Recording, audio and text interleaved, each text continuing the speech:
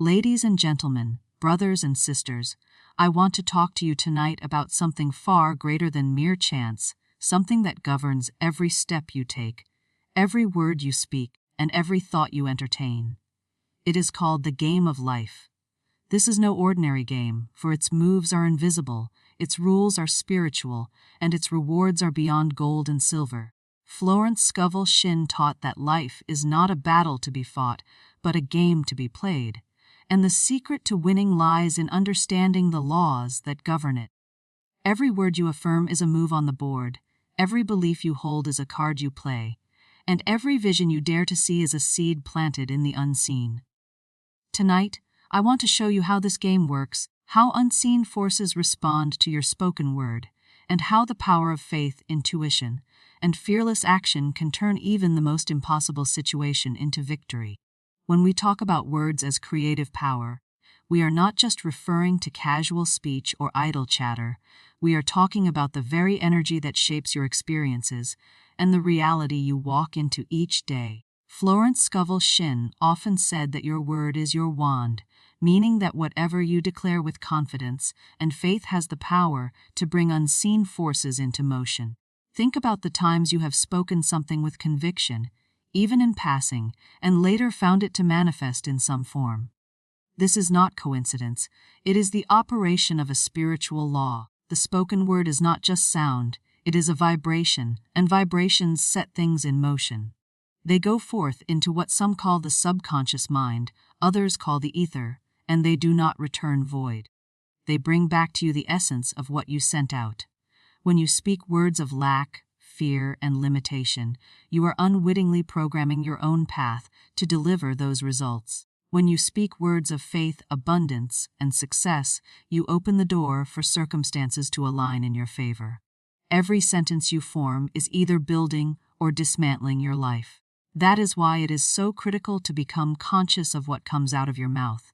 It is not enough to think positive, you must speak it. The game of life responds to declarations, not silent wishes. Words spoken with belief are like seeds dropped into fertile soil, and the soil is always ready to give back what it receives. Imagine a person who continually complains about their circumstances, always declaring how hard things are, how unlucky they feel, how nothing ever works out. These statements are not harmless, they are powerful affirmations of failure. The more they are repeated, the deeper they are planted, and the universe, impartial as it is, delivers exactly what has been affirmed. On the other hand, a person who deliberately chooses words of strength and gratitude creates a completely different atmosphere. They say things like, "Everything I need comes to me easily and effortlessly," or, "The doors of opportunity are wide open for me." These are not empty words, they are commands to life. They shift energy. They turn the mind toward possibility and attract circumstances to match those possibilities. When Florence Scovel Shinn wrote about the power of words, she often spoke about the need to speak the thing you desire even before you see it. The spoken word activates faith. It forces you to step beyond fear and act as if the good you want is already yours. And that is the language life understands. There is another important point here: words spoken with emotion are even more powerful. It is not the flat statement that carries force, it is the one charged with feeling, whether that feeling is faith or fear. If you say, "I can never do this," with strong emotion, you are building a wall against your own success. But if you say, "I can do all things through the power within me," with conviction and passion, you are clearing the path. This is why it is so important to listen to yourself, to catch the words that slip from your tongue without thought. They are telling you what your inner beliefs are. If you want to change your life, start changing your words. Begin small. Replace "I can't" with "I can." Replace "it's hard" with "it's possible." Replace "I never get a break" with "things are always working out for me." At first, it might feel unnatural, even forced, but over time, these words take root. They change your mindset, and your mindset changes your actions, and your actions change your outcomes. The spoken word is creative because it draws on the unseen. It is like sending a blueprint into the universe, and the materials are gathered according to your design. Speak fear and you design walls. Speak faith and you design bridges. It is that simple and that profound. Faith over fear is one of the most important principles in living a victorious life, and it is a principle that Florence Scovel Shinn spoke about with authority and simplicity. Fear is the great destroyer, the thief that robs people of their highest potential, while faith is the builder, the unseen architect that constructs the future you desire. Every moment of your life, you are choosing one of these two forces. You are either allowing fear to dictate your thoughts, words, and actions, or you are allowing faith to move through you, guiding you to higher ground. Fear is subtle. It whispers doubts, paints pictures of failure, and makes you feel small. Faith is bold. It speaks possibility, paints visions of victory, and enlarges your sense of self. The reason so many people live far below their potential is because they give more energy to fear than they do to faith. They rehearse everything that could go wrong instead of affirming everything that could go right. They dwell on worst-case scenarios instead of focusing on best-case outcomes. This is why Florence often taught that you must deliberately cultivate faith. It is not something that automatically fills your mind. It is a choice, a daily practice, an attitude you decide to hold even when nothing seems to support it. When you live by faith, you are tuning into a higher frequency. Fear is heavy, it contracts your mind and limits your vision. Faith expands, it opens doors that were invisible before.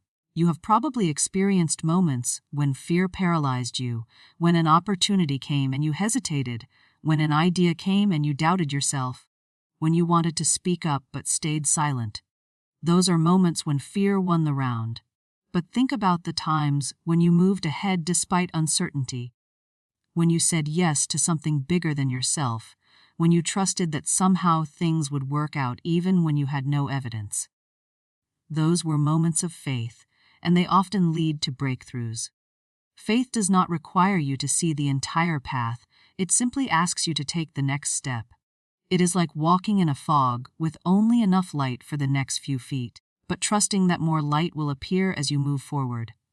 Another reason fear is so destructive is that it feeds on imagination. It magnifies the unknown, creates shadows, and builds mountains where there are only small hills. Faith also uses imagination, but in a completely different way. It uses it to build, to create, to envision the outcome you want to experience. Faith says, "I do not care how things look right now. I know things are working out for me." Fear says, "What if everything falls apart?" Faith says, "What if everything falls into place?" This shift of language is critical. The words you use feed either fear or faith, and the one you feed will dominate your life. Florence taught that fear can only be displaced, never argued with. You cannot debate fear, you must replace it with truth. When fear says you are not enough, faith says you are more than capable. When fear says resources are limited, faith says supply is unlimited. When fear says you will fail, faith says you cannot fail when you are aligned with divine law. Living by faith does not mean ignoring reality, it means seeing a higher reality. It is not denial, but alignment. It is looking at the facts and still saying, something greater is at work here. Faith does not shrink in the face of obstacles, it sees them as stepping stones. Fear makes you freeze, faith makes you move. Fear makes you doubt, faith makes you declare. This is why your thoughts, your affirmations, and your inner conversations matter so much. Fear and faith both demand belief, but only one leads to freedom. One closes your hands, the other opens them. One makes you retreat, the other makes you advance. Every great achievement, every bold decision, every life-changing invention or movement was born from faith. Someone believed in something unseen, someone trusted a higher power, someone chose to act instead of shrink back. Faith is not about ignoring fear, it is about feeling it and moving forward anyway. It is about standing firm when circumstances shake and choosing to believe that there is something greater unfolding in your favor. The law of non-resistance is one of the most misunderstood yet most liberating principles Florence Scovel Shinn ever taught, because it goes against our natural instinct to fight, to push, to control. People are often conditioned to believe that struggle equals strength, that the harder you resist something, the more you can change it. But life has its own rhythm and its own laws, and resistance often creates the very thing you fear. When you resist a situation, when you tense against it, you are giving it power, magnifying it, and holding it in place. Non-resistance, on the other hand, is not weakness. It is strength in its highest form, because it means you refuse to give your energy to what you do not want. It is the ability to remain calm and undisturbed when things seem to go wrong, to trust that there is a divine order even in apparent chaos. Florence taught that what you resist will persist, because resistance is another form of attention, and attention is creative. If you are constantly fighting something, whether it is a problem, a person, or a circumstance, you are pouring energy into it and keeping it alive in your experience. The law of non-resistance tells you to let it go, to release the tight grip, to say, "This has no power over me," and move your focus toward the good you desire instead. Think about water flowing down a mountain. It does not resist the rocks in its path. It simply flows around them. It does not stop to fight. It keeps moving, always finding the easiest route to its destination. That is what non-resistance looks like. It is the ability to adapt, to bend, to remain flexible while keeping your direction. It is not about allowing yourself to be walked over or tolerating abuse. It is about refusing to let negativity claim your attention. When someone criticizes you, your instinct might be to argue, to defend, to resist, but that often escalates the situation and gives it more weight. Non-resistance says, "Their words cannot touch me. I choose peace." When circumstances seem unfair, instead of pushing back in anger, you move forward in faith, knowing that something better is coming. This is not passivity, it is mastery. It is saying, "I will not waste my time wrestling with shadows when I can walk in the light."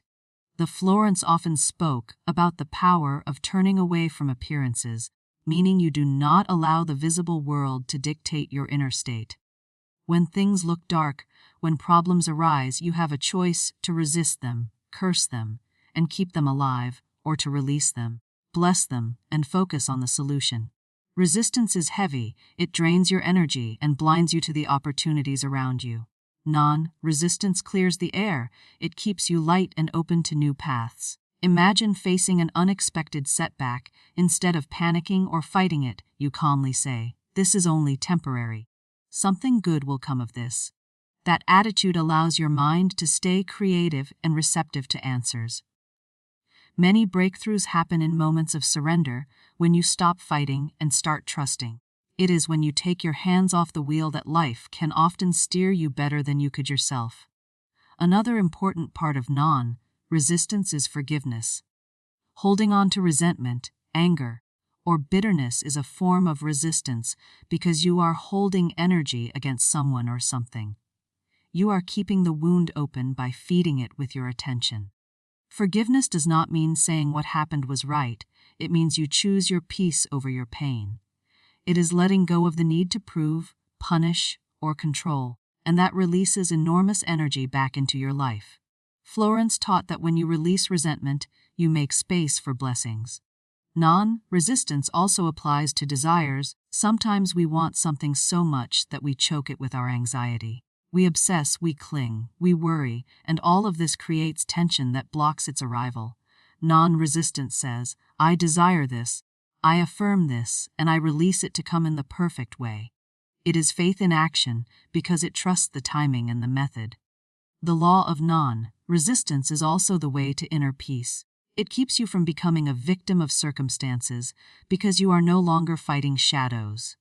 You learn to stand still when others panic, to smile when storms come, to keep your mind on the end result rather than the temporary obstacle. This is a powerful stance because it does not deny that challenges exist, it simply refuses to make them your master. When you live this way, people notice a calmness about you, a quiet strength, because you are no longer at the mercy of outside conditions. Non-resistance is not passivity. It is intelligent action guided by peace. It says you do not need to push the river, you can trust its current to carry you where you need to go. intuition as guidance, is one of the most powerful yet most often ignored forces in a person's life, because it does not shout, it whispers, and in the noise of daily living those whispers are easy to miss. Florence Scovel Shinn emphasized that intuition is the voice of divine direction, the inner compass that always points you toward your highest good if you will only take the time to listen. It is that quiet sense of knowing when everything on the outside seems unclear, the nudge to take a step forward, the gentle warning to hold back, the sudden idea that flashes across your mind with clarity. Many people look outside themselves for answers, seeking opinions, approval, and signs, but intuition speaks within, and its language is subtle. It often comes as a feeling, a sense of ease or unease, a clear thought that seems to come from nowhere, a door that suddenly feels right to open or wrong to walk through. This is why Florence often called intuition God's wireless, the direct channel between the seen and the unseen. It is always there, always available, but like a radio it must be tuned in, and the tuning happens through stillness, trust, and practice.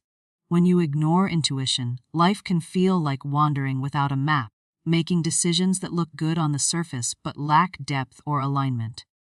How many times have people said, "Something told me not to do that," or "I had a feeling this would happen," after things went wrong? That was intuition speaking before the event, but fear, logic, or impatience drowned it out. On the other hand, when you follow that inner prompting, even if it makes little sense at the time, things often line up in ways you could not have planned. That job opportunity, that chance meeting, that sudden solution all seem to arrive as if by magic, but they are not magic, they are the result of aligning with inner guidance. Florence taught that intuition works best when the mind is quiet, when fear is subdued, when faith is active. The more you worry, the more noise you create, and intuition does not compete with noise. It waits patiently, and when you slow down enough to listen, it often speaks the simplest yet most profound truth. Intuition is not only about big decisions, it guides in small things too. It can tell you when to call a friend, when to take a different route home, when to wait before sending an email, and often these small actions lead to significant outcomes. Sometimes the smallest nudge can prevent a big mistake or open a new path. It is also important to understand that intuition never comes with fear or pressure. It is calm, clear, and often feels light. Fear shouts and rushes, intuition is steady and gentle. This is how you can tell the difference. If the voice in your mind is anxious, accusing, or urgent, it is usually fear. If it is calm, certain, and quiet, it is likely intuition. Learning this difference can save you from unnecessary stress and wrong turns. Another key aspect of intuition is trust. Intuition will not always give you the full plan. It often gives just one step, one piece of the puzzle, and asks you to move forward. It can feel uncomfortable because the mind wants certainty, but intuition teaches faith. It says, "Do this now," and the rest will unfold. The more you trust it, the stronger it becomes. It is like a muscle, it grows with use. Start small, act on small promptings, watch what happens. And over time you will find it becoming clearer and more reliable. Florence believed that intuition connects you to divine timing, to being in the right place at the right moment. Opportunities open when you are attuned to it because you are no longer resisting or second-guessing. You are aligned with something greater than yourself. It is also worth mentioning that intuition can override appearances.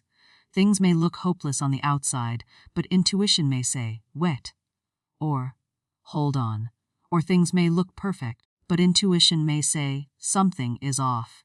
When you listen to that inner voice, you save time, energy, and sometimes even your future. Many successful people credit intuition for their biggest moves because logic alone could not see the path ahead. This inner guidance sees beyond facts, it senses patterns, energies, and possibilities that your conscious mind cannot grasp. It is not mystical, it is natural, but most people have learned to doubt it. The more you honor it, the more it will honor you. Make space for it daily, whether through quiet reflection, prayer, or simply pausing to feel what seems right. It may not always make sense at first, but when you look back, you will see that intuition was always leading you toward the life you were meant to live. The power of vision is one of the strongest forces you can ever use to shape your life, because what you see inwardly is what you will eventually hold outwardly. Florence Scovel Shinn often said that the imagination is the workshop of the mind, the place where ideas are formed long before they become physical reality, and this is why vision is so important. Everything you see around you, every invention, every building, every piece of art started as an inner picture in someone's mind. The same principle applies to your own life. The clearer your vision, the more powerfully life can arrange itself to meet it. Vision is not just wishful thinking, it is focused imagination, a mental movie you play over and over until it feels real. The game of life responds to images as well as words, and when you hold a vision with emotion, you send out a clear signal of what you expect. This is why Florence emphasized creating a definite picture of what you want instead of focusing on what you fear. Most people waste their creative power by imagining worst-case scenarios, dwelling on lack, and rehearsing failure in their minds, and life simply reflects those images back to them. When you begin to deliberately form a vision, you are giving your mind and spirit a blueprint. It tells your subconscious and the universe, "This is where I am going." It does not matter whether it seems impossible, the very act of seeing it repeatedly in your mind begins to shift your actions, your feelings, and even the opportunities around you. For example, if you constantly picture yourself living in abundance, your mind will begin to notice opportunities for increase.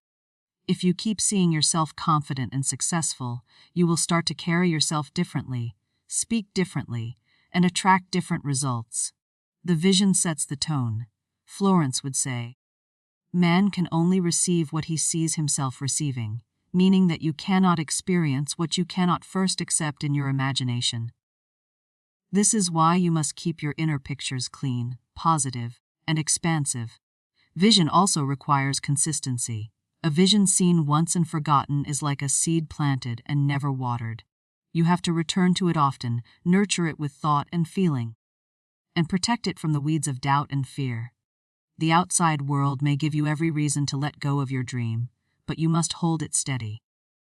Vision is like a magnet. It pulls to you the people, events, and resources needed to make it real. Sometimes it takes time, but time is not your enemy.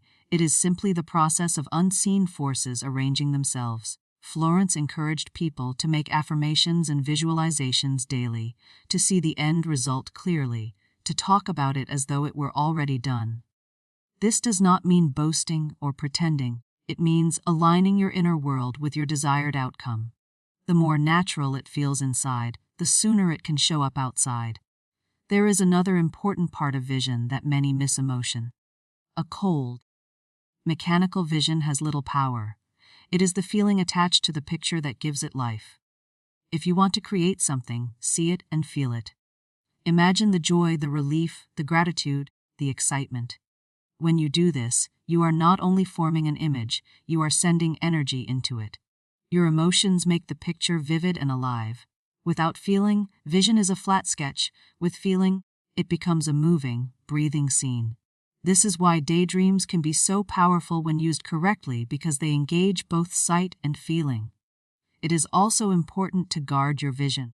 Do not share it with those who will doubt, criticize, or discourage you, because their words can plant seeds of uncertainty. Hold your vision close until it is strong enough to stand on its own. Florence often reminded that your vision must remain free from fear, because fear is the great eraser. When fear enters, it tries to distort the picture, but your job is to stay faithful to the image you want, even if everything outside looks opposite. Sometimes the road to your vision will challenge you, but that is part of the process of growth. Each challenge strengthens your inner sight. Over time, what was once only a thought becomes a fact, and when you look back you realize that your inner pictures were the silent architects of your reality. The law of substitution is one of the most practical and life-changing tools you can use to transform your circumstances, because it gives you a way to take control of your inner dialogue and your focus. Florence Scovel Shinn taught that two thoughts cannot occupy the mind at the same time, so when a negative, fearful, or limiting idea tries to take hold, you can replace it with something positive, strong, and true. This law is simple but profound. Whatever you dwell upon grows, and whatever you refuse to entertain eventually fades. The mind is like a garden, and thoughts are the seeds. If you plant weeds of doubt, fear, or resentment, you will reap confusion and struggle, but if you plant seeds of faith, gratitude, and expectancy, you will reap opportunities and growth. The law of substitution gives you the power to uproot weeds and replant your mind with something better at any moment. It is not about ignoring problems or pretending everything is perfect. It is about consciously choosing what you give your attention to, because attention is creative energy. The mind cannot hold darkness and light at the same time. One will always displace the other.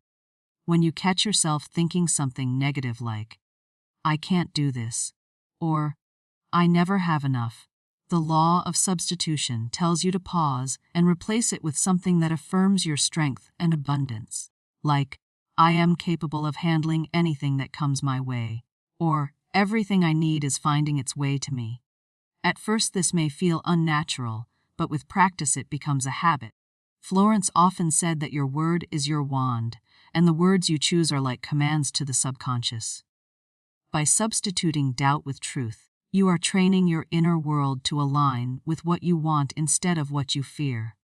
Many people allow their minds to run on autopilot, letting old programming and negative patterns dominate, but the law of substitution puts you back in charge. It reminds you that every time a fearful picture appears, you can switch channels and play a new movie in your mind. You do not have to let circumstances dictate your thoughts. Your thoughts can begin to dictate your circumstances. The law of substitution is also closely tied to gratitude. Gratitude is one of the fastest ways to shift your mood and your outlook because it immediately displaces worry or lack. When you start saying, "I am thankful for what I have and more is on its way," you cannot at the same time be filled with fear.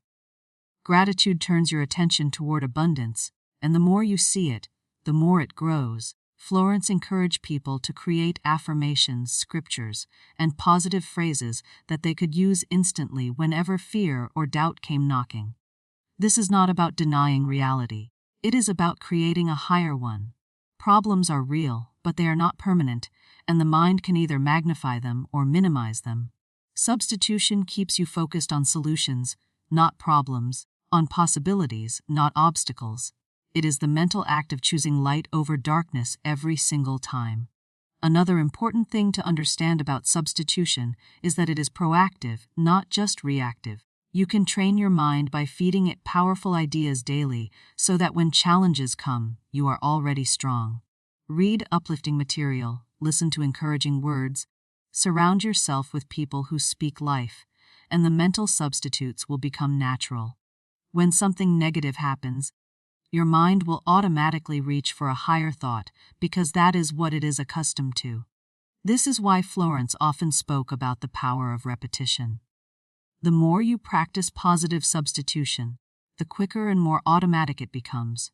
Over time, you will notice that fear has less hold on you, criticism bounces off, and discouragement passes quickly because you have developed the skill of replacing what you do not want with what you do. Substitution also helps in relationships and daily interactions. When someone says something hurtful, instead of absorbing it and letting resentment grow, you can choose to replace it with understanding or compassion. When you face a setback, instead of dwelling on the loss, you can focus on the lesson or the hidden good. Every thought, every reaction can be substituted for something higher. This law gives you the ability to redirect your energy from worry to faith, from judgment to love, from weakness to strength. It does not require perfection, it requires awareness and practice. The more you use it, the more you see that life does not control your mind controls how you experience life. The law of substitution is the key to mental freedom because it shows that you are never at the mercy of a single thought or feeling. You always have the power to choose another.